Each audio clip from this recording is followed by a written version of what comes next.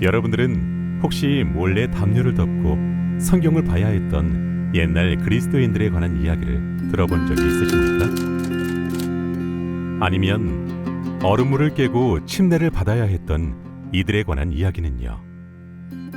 세상은 옛날에 비해 많이 달라졌습니다.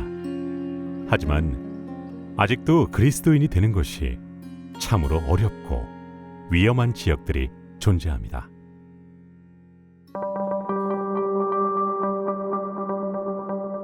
오늘날 우리는 정보가 빠르게 공유되는 시대를 살고 있습니다. 온라인에 무언가를 올리면 지구 반대편에서 실시간으로 반응을 접할 수 있을 정도니까요. 하지만 1800년대 미국에서 중국으로 편지를 보내려면 한 달이 넘게 걸렸습니다. 배를 통해 소식을 전달해야 했기 때문입니다.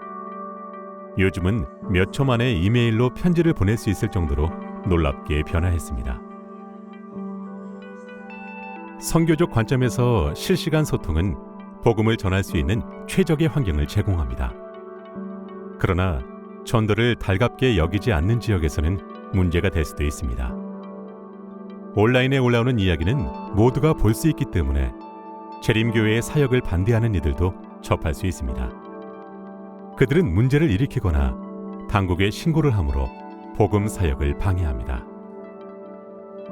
그러나 하나님께서는 그러한 지역에서도 여전히 놀라운 기적을 통해 그분의 백성들을 이끌고 계십니다. 우리는 하나님을 의지하는 동시에 재림교회 신자들과 사역자들이 불필요한 어려움을 겪지 않도록 조심해야 할 책임을 갖고 있습니다. 단순한 정보일지라도 때로는 사람들의 목숨과 선교 사역의 위험을 초래할 수도 있기 때문입니다. 그래서 우리는 그런 지역의 이야기들에 가림막을 씌웁니다. 선교 영상에서 나라 또는 지역의 이름을 가리는 이유는 그곳의 상황이 민감하기 때문입니다. 가림막을 통해 우리는 나라와 도시와 사람들의 진짜 이름을 가립니다. 연구 결과에 의하면 정부에 의한 종교적 제약은 2007년 이후 계속 증가하여 2019년에 최고조에 달하였습니다.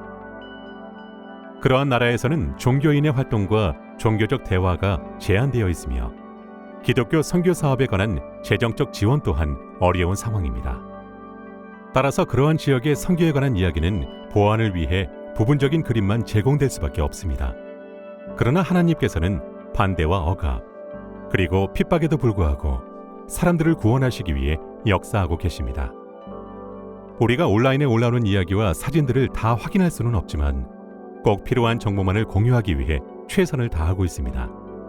우리가 나누는 이야기를 통해 누군가가 복음을 들을 기회를 놓치거나 피해를 입고 심지어는 죽을 위험에 처할 수 있기 때문에 각별한 주의가 필요합니다. 우리는 하나님께서 그분의 자녀들을 보호하실 것을 믿습니다. 그러나 우리에게 주어진 책임도 있다는 것을 잊지 말아야 합니다. 앞으로 여러분이 익명의 도시나 국가를 접하게 될 때에는 위험한 지역의 복음의 최전선에서 일하는 이들을 위해 기도해 주시길 바랍니다. 언젠가 모든 가림막이 거치고 익명의 보호막 뒤에 숨어있던 이들을 반갑게 만나는 그날에 이렇게 말하고 싶지 않습니까?